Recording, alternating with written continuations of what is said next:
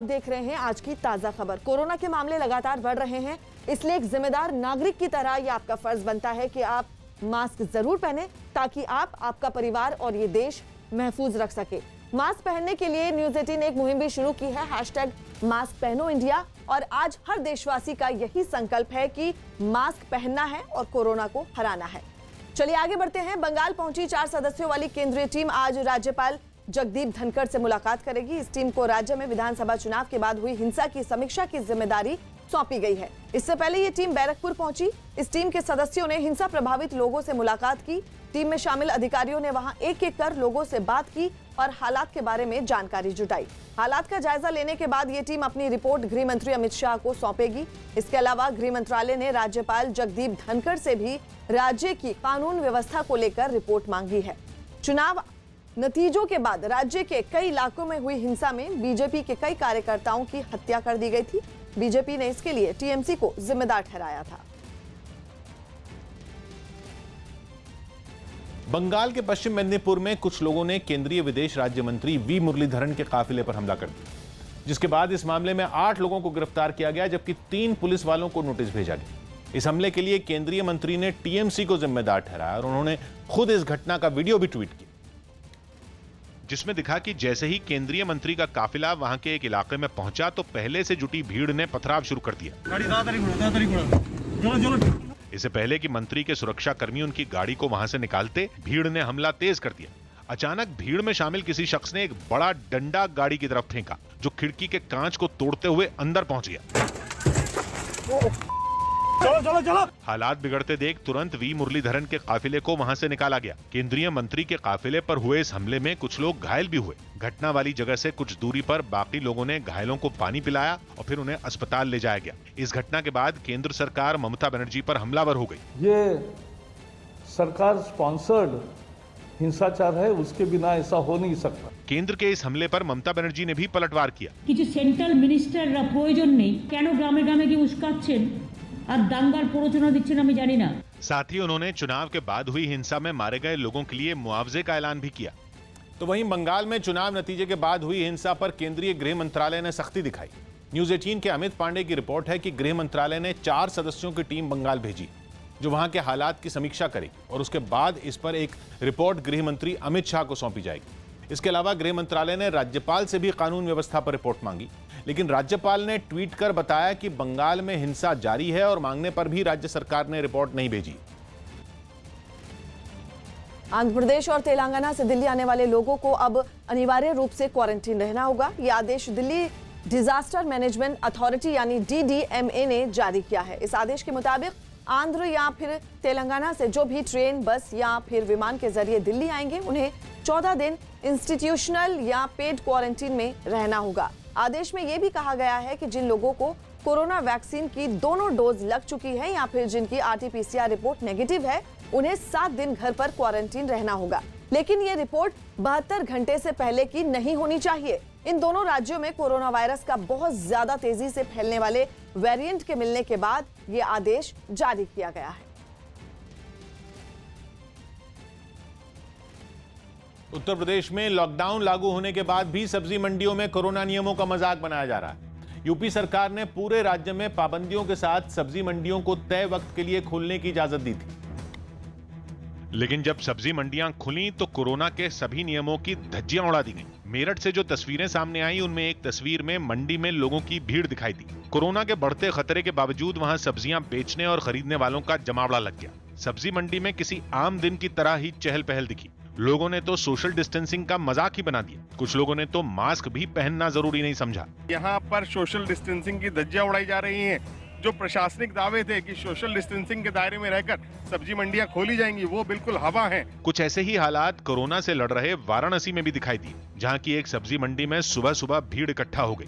बड़ी तादाद में ऐसे लोग दिखे जिनके मुंह पर मास्क नहीं थे। इतना ही नहीं, 2 गज की दूरी जिसे कोरोना से बचने के लिए जरूरी बनाया गया, उसे सब्जी मंडी में आए लोग भूल ही गए, क्योंकि इस बात की फिक्र न तो सब्जी बेचने वालों को थी और न ही सब्जी खरीदने वालों को। कांग्रेस के अंतरिम अध्यक्ष सोनिया गांधी आज पार्टी के सभी सांसदों के साथ एक बैठक करेंगी। ये बैठक वीडियो कॉन्फ्रेंसिंग के जरिए सुबह करीब 11 बजे होगी। इस बैठक में कोरोना के मौजूदा हालात पर चर्चा होगी। इससे पहले भी सोनिया कोरोना महामारी को लेकर अपनी चिंता जता चुकी हैं और इसके साथ ही इस मुद्दे पर कई बार केंद्र सरकार को भी घेर चुके हैं। आपको बता दें, देश में बढ़ती कोरोना की रफ्तार ने सभी को चिंता में डाल दिया है।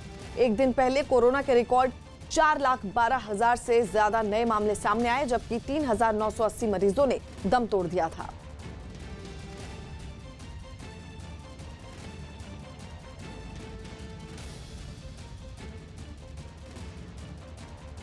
अमेरिका के कई राज्यों में मौसम की मार ने लोगों की मुसीबत बढ़ा दी। वहां तूफानी हवाओं और मूसलाधार बारिश से गिरे पेड़ों ने कई मकानों को भारी नुकसान पहुंचाया, जिसकी एक तस्वीर सामने आई मिसिसिपी से, जहां एक बड़ा सा पेड़ जड़ से उखड़कर घर के अंदर धंसा नजर आया और पेड़ के वजन से लकड़ी से बना मकान तहस नहस हो गया।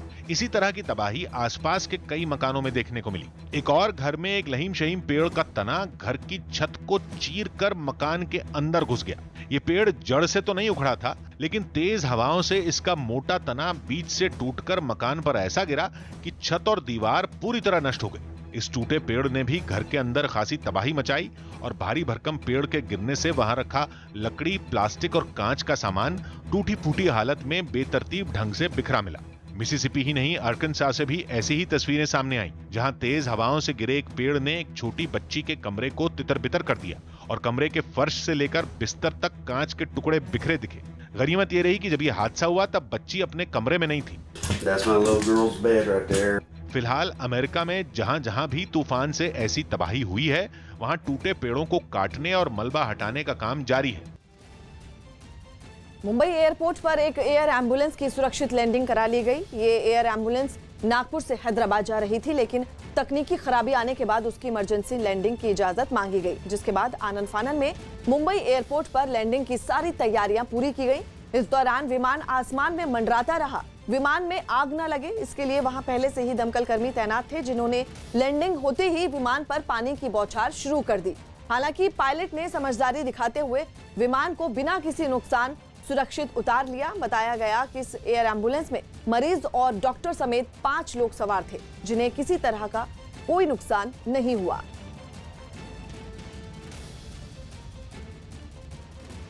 लाखों फैंस के दिलों की धड़कन एक्टर सलमान खान की फिल्म राधे या मोस्ट वांटेड भाई के गाने सीटी मार ने रिलीज के हफ्ते भर में ही करोड़ों व्यूज बटोर लिए। ये फिल्म 13 मई को ईद पर सिनेमाघरों के साथ कुछ ओटीटी प्लेटफॉर्म और डीटीएच चैनलों पर भी रिलीज होगी। जिसके गाने सीटी मार में सलमान का अंदाज दर्शकों को इतना लुभा रहा है कि इसने इंटरनेट पर तहलका मचाया हुआ है। सोशल मीडिया प्लेटफॉर्म यूट्यूब पर अकेले इस गाने को अब तक करीब 10 करोड़ बार देखा जा चुका है। गाने में सलमान के डांस के स्टेप ने तो लोगों को कायल बनाया ही, एक्टर दिशा पाटनी की अदाएं भी लोगों को खूब पसंद आ रही हैं।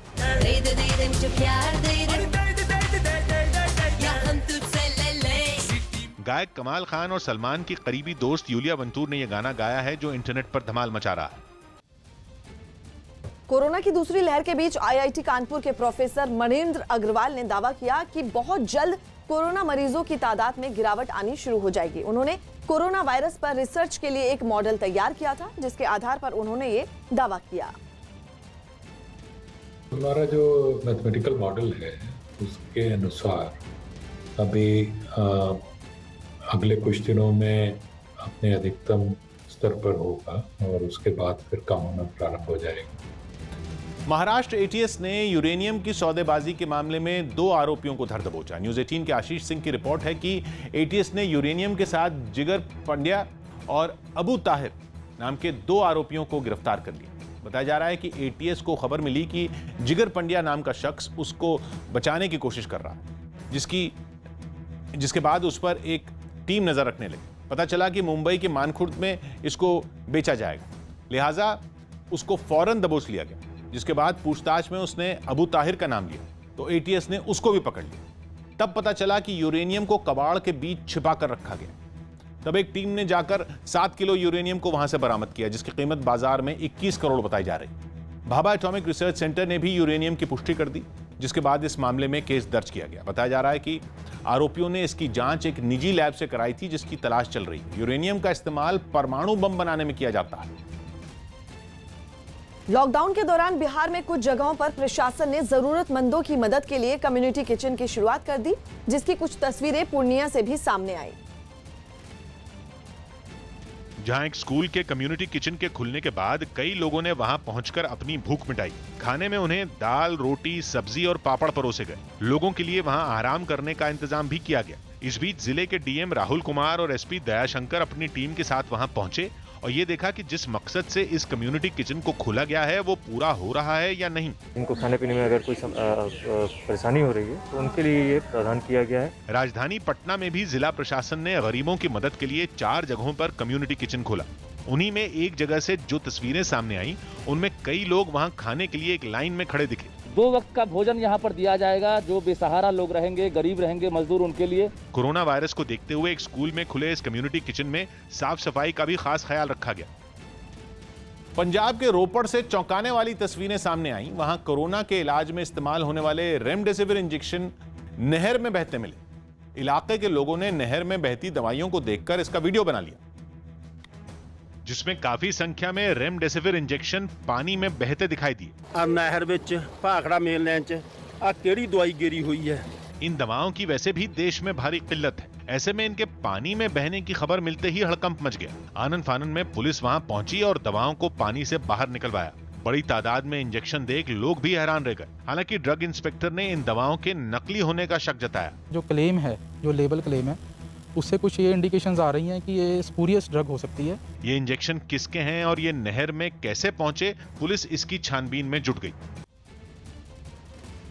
ग्रीस में श्रम कानूनों में बदलाव की मांग पर राजधानी एथेंस समेत देश के कई शहरों में प्रदर्शन हुए। लोगों ने ईस्टर की वजह से 1 मई को टाले गए मजदूर दिवस कार्यक्रमों पर भी नाराजगी जताई और इन मुद्दों पर अपना विरोध जताने के लिए प्रदर्शनकारी ग्रीस के अलग अलग शहरों में सड़क पर उतर आए। राजधानी एथेंस से आई सामने तस्वीरों में लोग जुलूस निकालते दिखाई दिए। इस प्रदर्शन में अलग अलग सेक्टरों से जुड़े सैकड़ों कर्मचारी शामिल हुए। वहीं स्वास्थ्य कर्मचारियों ने भी कोरोना काल में खुद के लिए सुविधाएं बढ़ाने की मांग की।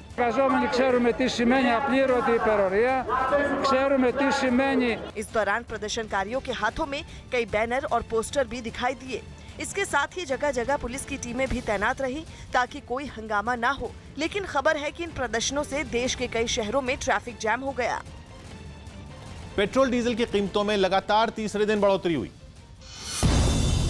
5 राज्यों के चुनाव खत्म होते ही तेल की कीमतों में बढ़ोतरी का दौर शुरू हो गया। पिछले 3 दिन में पेट्रोल की कीमतों में 60 पैसे की बढ़ोतरी हो चुकी है। कई शहरों में तो पेट्रोल के दाम 100 रुपए प्रति लीटर तक पहुंच चुके हैं। राहुल गांधी ने भी तेल की बढ़ती कीमतों का मुद्दा उठाते हुए एक ट्वीट किया और केंद्र सरकार पर निशाना साधा। वहीं कई लोगों ने भी पेट्रोल और डीजल की लगातार बढ़ रही कीमतों पर चिंता जताई। आम आदमी तो इससे बहुत परेशान है। जो रोज का कमाने वाला है वो क्या करे। मेजबान बांग्लादेश और श्रीलंका के बीच 23 मई से वनडे सीरीज की शुरुआत होगी। सीरीज के तीनों मैच राजधानी ढाका में खेले जाएंगे। श्रीलंका की टीम 16 मई को ढाका पहुंच जाएगी। राजस्थान में कोरोना के बढ़ते मामलों को देखते हुए सख्त लॉकडाउन लगाने का ऐलान किया गया है। यह लॉकडाउन 10 मई से लेकर 24 मई तक यानी 2 हफ्ते का होगा। सरकार ने राज्य में होने वाले सभी तरह के शादी समारोह पर 31 मई तक के लिए रोक लगा दी है। हालांकि घर के भीतर और कोर्ट में शादी करने की अनुमति होगी, लेकिन उसमें भी सिर्फ 11 लोग ही शामिल हो सकेंगे। इसके साथ ही डीजे, बारात, यहाँ बहुभोज की अनुमति नहीं होगी। लॉकडाउन के दौरान सभी धार्मिक स्थल बंद रहेंगे। सरकार ने लोगों से अपील की है कि पूजा अर्चना घर पर रहकर ही करें। हालांकि इस दौरान जरूरी सेवाओं को छूट मिलेगी। जम्मू में एक सरकारी अस्पताल के ऑक्सीजन सिलेंडर निजी अस्पताल भेजे जाने पर हंगामा हो गया। बताया गया कि उस निजी अस्पताल में ऑक्सीजन की सख्त जरूरत थी, जिसके बाद सरकारी अस्पताल ने अपने कोटे से कुछ सिलेंडर वहां भेजने का फैसला लिया। लेकिन इससे वहां भर्ती मरीजों के तीमारदार भड़क गए। उन्होंने ऑक्सीजन सिलेंडर ले जा रहे पुलिस के ट्रक को घेर लिया और हंगामा शुरू कर दिया। इस दौरान पुलिस और लोगों के बीच भी काफी कहासुनी हुई। गुस्साए लोगों ने अस्पताल प्रबंधन पर सिलेंडर बाहर भेजने का भी आरोप लगाया। ये सरकारी हॉस्पिटल वाले और सरकारी सिलेंडर भर के ये नारायणा हॉस्पिटल में भेज रहे हैं। हालांकि अस्पताल प्रबंधन ने ऊपर से आए आदेश की दलील दी और फैसले का बचाव किया। उनको लगा कि वहाँ ज्यादा जरूरत है, इसलिए उन्होंने फोर्स किया कि आप फटाफट 30 सिलेंडर्स भेजिए। बाद में प्रशासन ने अस्पताल के कोटे के ऑक्सीजन सिलेंडर भेजे जाने का भरोसा दिया। तब जाकर हंगामा खत्म हुआ। बिहार में लागू लॉकडाउन का उल्लंघन करने वालों पर पुलिस ने सख्त एक्शन लिया। शुरू कोरोना के बढ़ते कहर को देखते हुए नीतीश सरकार ने राज्य में 15 मई तक लॉकडाउन लगाया है, ताकि लोग अपने घरों में रहें। लेकिन इसके बावजूद कई लोग बेवजह सड़कों पर घूमते दिखाई दिए। ऐसे लोगों पर पुलिस को सख्ती बरतनी पड़ी। मुजफ्फरपुर से जो तस्वीरें सामने आई, उनमें एक तस्वीर में पुलिस बिना जरूरी काम के बाहर निकले लोगों पर डंडे बरसाती नजर आई। पुलिस ने मुहिम सभी इलाकों में चलाई। इस दौरान जिसने भी लॉकडाउन का उल्लंघन किया, उसकी पिटाई की गई।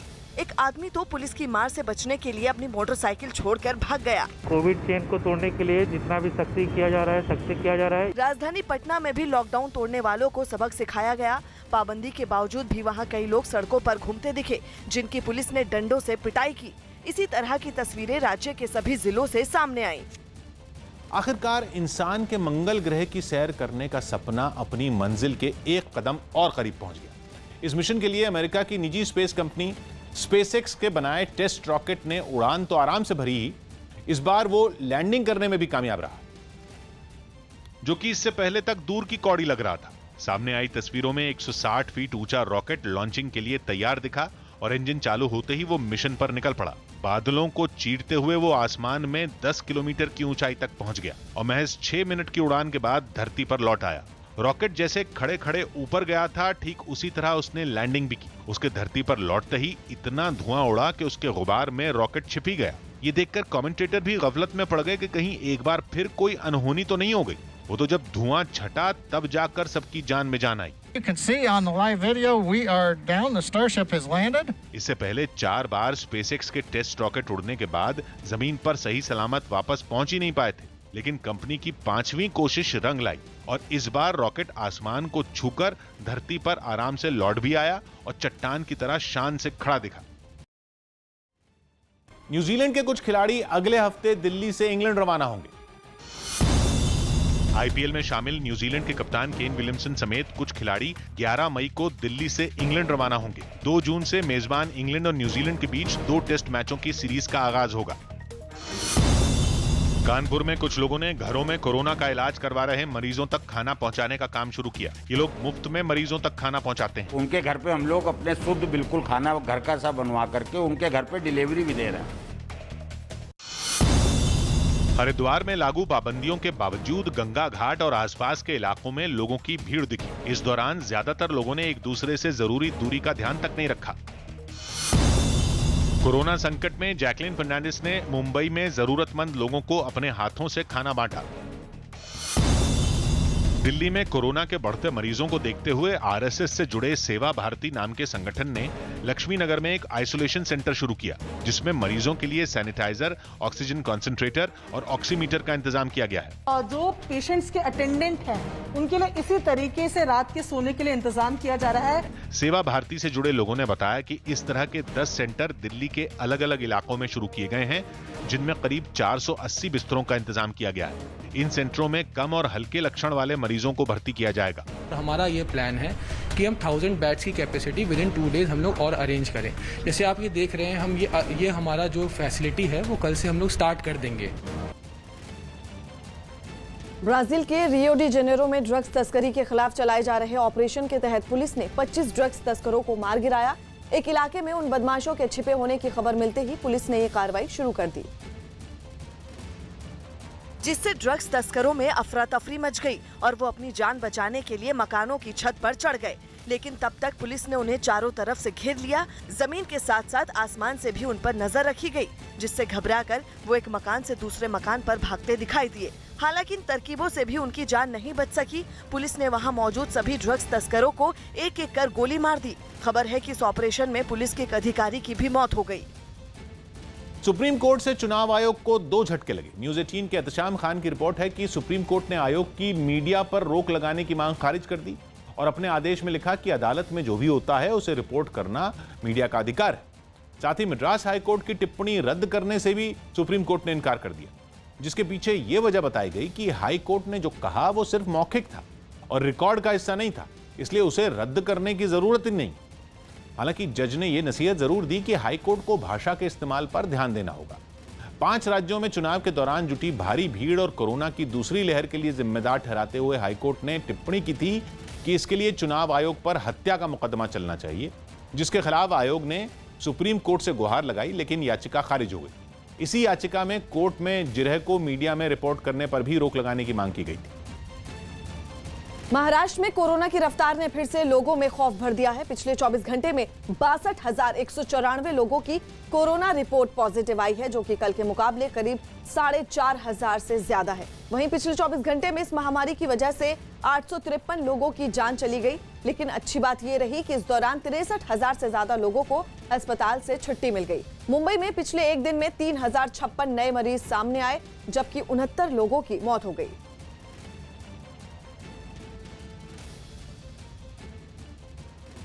प्रधानमंत्री ने मंत्रियों के साथ हुई बैठक में कोरोना से निपटने के लिए उठाए गए कदमों की समीक्षा की।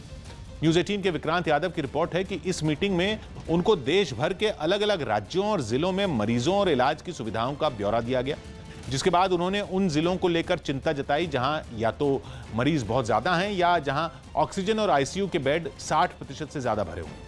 इसके बाद उन्होंने रेमडेसिविर समेत दूसरी दवाओं के उत्पादन और टीका अभियान पर चर्चा की और यह निर्देश दिया कि किसी भी राज्य में लॉकडाउन या प्रतिबंधों की वजह से वैक्सीन लगाने की रफ्तार धीमी न पड़े।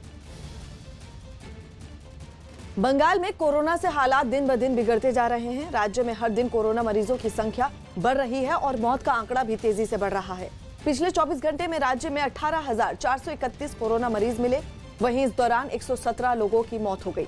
अच्छी बात यह रही कि इन 24 घंटों में 17,000 से ज्यादा मरीज ठीक होकर अपने घर लौट गए। आपको बता दें, राज्य में फिलहाल 1,22,774 एक्टिव मरीज हैं जिनका इलाज चल रहा है। वहीं इस महामारी की वजह से अब तक 11,000 से ज्यादा लोगों की जान जा चुकी है। तमिलनाडु के पोल्लाची से हैरान करने वाला एक वीडियो सामने आया। वहां पथराव कर रहे लोगों को एक हाथी ने दौड़ा दिया। वहां हाथियों का एक झुंड जंगल से भटककर बाहर आ गया, जिसके बाद इलाके के लोगों ने उन्हें परेशान करना शुरू कर दिया। हाथियों को जंगल के अंदर खदेड़ने के लिए लोगों ने उन पर पत्थर बरसाने शुरू कर दिए। सामने आई एक तस्वीर में तो एक आदमी हाथी को लकड़ी से भी मारता दिखा। शोर शराबे के बाद हाथी जंगल की तरफ लौटने लगे, लेकिन इसके बावजूद वो लोग उनका पीछा करते रहे। उनकी इस हरकत से एक हाथी को गुस्सा आ गया, जिसके बाद बुरी तरह भड़के हाथी ने पत्थर मारने वाले को दौड़ा दिया। हाथी उनके बेहद करीब पहुंच गया। हालांकि उन्होंने एक चट्टान पर चढ़कर किसी तरह अपनी जान बचाई। हाथी के इस हमले से बचने के लिए कुछ लोग तो पेड़ पर चढ़ गए। हालांकि इसके बाद भी वो लोग नहीं सुधरे और उन्होंने हाथी को परेशान करना जारी रखा। इस दौरान उन्होंने अपनी जान की भी परवाह नहीं की। बाद में यह हाथी जंगल के अंदर चला गया। मध्य प्रदेश के टीकमगढ़ से एक चौंकाने वाली खबर सामने आई है। वहां जिले के लोहरगुआ गांव में 40 से ज्यादा लोगों के कोरोना पॉजिटिव मिलने के बाद प्रशासन ने पूरे गांव को सील कर दिया। बताया गया कि 27 अप्रैल को जांच के दौरान गांव के एक लड़के की रिपोर्ट पॉजिटिव आई, लेकिन प्रशासन ने उसे क्वारंटीन नहीं किया। लिहाजा वो लड़का ना सिर्फ गांव भर में घूमता रहा, बल्कि 29 अप्रैल को एक शादी समारोह में भी वो शामिल हुआ। इस लापरवाही के 2 दिन बाद ही गांव के कई लोगों की तबीयत बिगड़ने लगी और बाद में उनकी जांच की गई तो 40 से ज्यादा लोगों की कोरोना रिपोर्ट पॉजिटिव आई, जिसके बाद प्रशासन हरकत में आया और पूरे गांव को सील कर दिया। अब इस गांव में किसी को जाने की इजाजत नहीं है और ना ही इस गांव का कोई आदमी बाहर जा सकता है।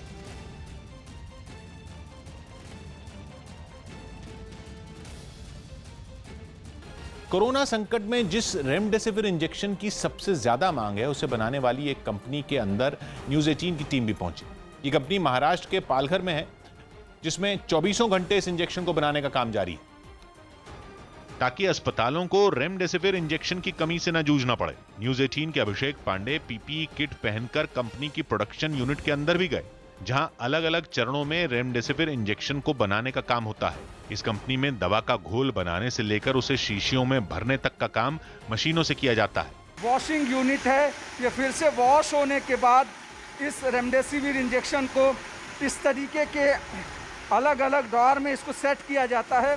बताया गया कि तमाम चुनौतियों के बाद भी वहां के सारे कर्मचारी दिन रात काम में लगे हैं ताकि कोरोना मरीजों की जान बचाई जा सके। फिलहाल तो मैं 1 लाख पर डे मैन्युफैक्चरिंग कर रहा हूँ। महाराष्ट्र सरकार में मंत्री असलम शेख ने भी रेमडेसिविर बनाने वाली इस कंपनी का दौरा किया। इस दौरान उन्होंने केंद्र सरकार से रेमडेसिविर बनाने वाली सभी कंपनियों को ज्यादा मात्रा में कच्चा माल मुहैया करवाने की मांग की। ऐसी कंपनियों के पास और 30 लाख बना रही, उसको 50 लाख बनाने की कैपेसिटी है, तो रॉ मटेरियल किसी तरीके से एयरलिफ्ट कराइए। रेमडेसिविर इंजेक्शन की मांग बढ़ने पर इसकी कालाबाजारी भी तेज हो गई, इसलिए सरकार की कोशिश है कि उसका उत्पादन बढ़ाकर कालाबाजारी को रोका जा सके। मॉनसून तय समय पर पहुंचने का अनुमान है। मौसम विभाग ने उम्मीद जताई कि इस साल मॉनसून अपने तय वक्त यानी 1 जून तक केरल पहुंच जाएगा। दक्षिण भारतीय फिल्मों के मशहूर कॉमेडियन पांडु का चेन्नई में कोरोना से निधन हो गया। वो 74 साल के थे। आईपीएल खेलने भारत आए ऑस्ट्रेलियाई टीम के खिलाड़ी मालदीव पहुंच गए। ऑस्ट्रेलिया क्रिकेट बोर्ड ने इसकी जानकारी दी। उम्मीद जताई जा रही है कि अब ये खिलाड़ी वहीं से अपने देश के लिए रवाना होंगे, क्योंकि कोरोना खतरे की वजह से ऑस्ट्रेलिया ने भारत से आने वाली सभी उड़ानों पर रोक लगा रखी है।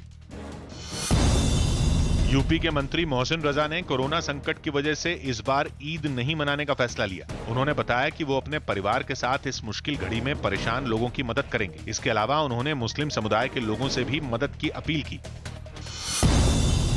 बंगाल हिंसा पर बीजेपी सांसद प्रज्ञा ठाकुर के एक विवादास्पद ट्वीट पर सियासत गर्मा गई।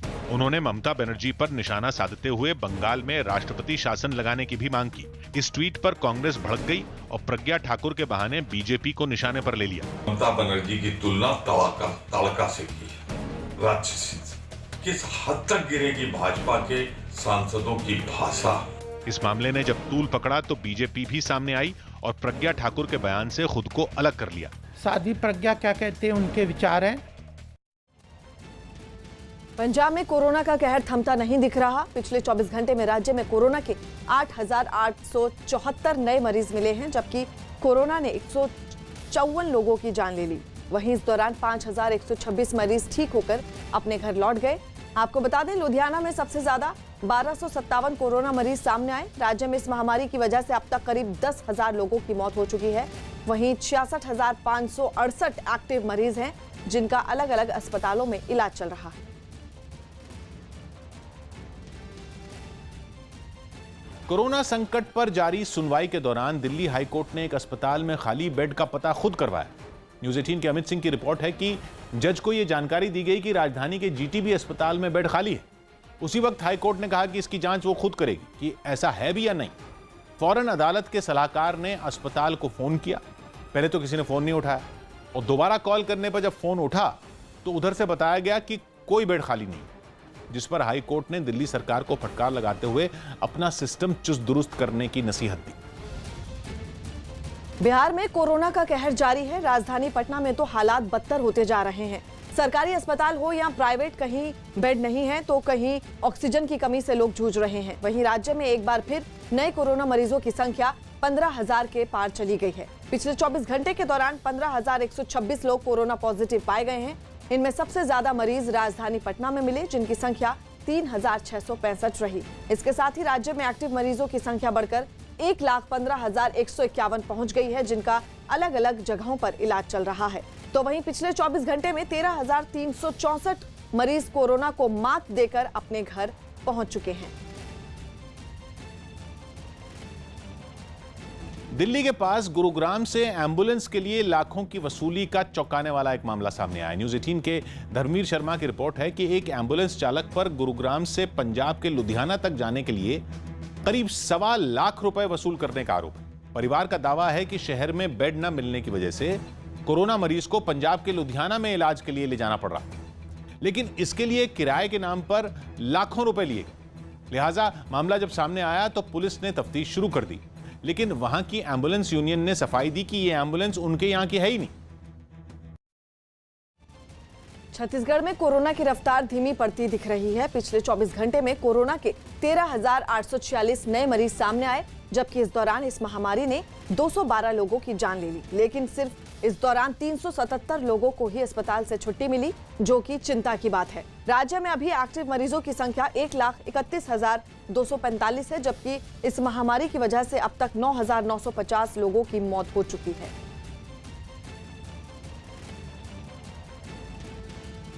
दिल्ली एनसीआर में दिन के वक्त अचानक मौसम बदल गया और तेज हवाओं के साथ बारिश शुरू हो गई।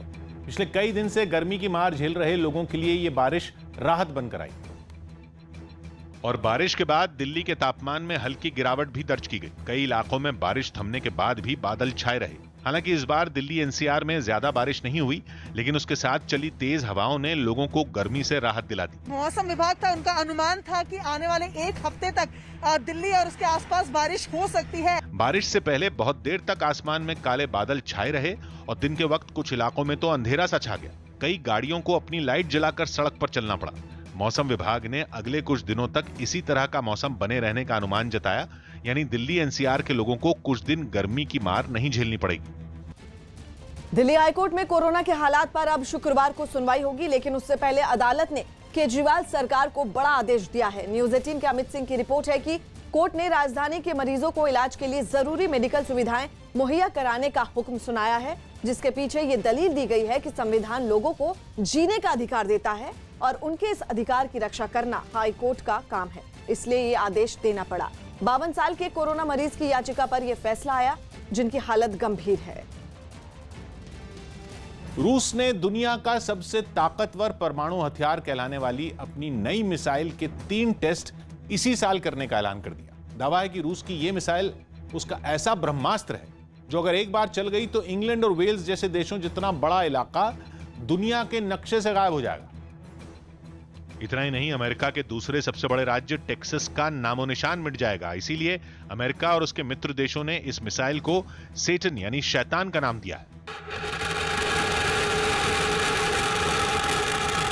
208 टन की रूस की मिसाइल इंटरकॉन्टिनेंटल बैलिस्टिक मिसाइल है, यानी ऐसा परमाणु हथियार जिसकी जद में दुनिया का लगभग हर कोना होगा। कहा तो यहां तक जा रहा है कि इसके आगे दूसरे विश्व युद्ध में जापान के हिरोशिमा में गिराया गया बम तक महज एक टीजर साबित होगा, क्योंकि इस मिसाइल की ताकत उस बम से भी 20,000 गुना ज्यादा है।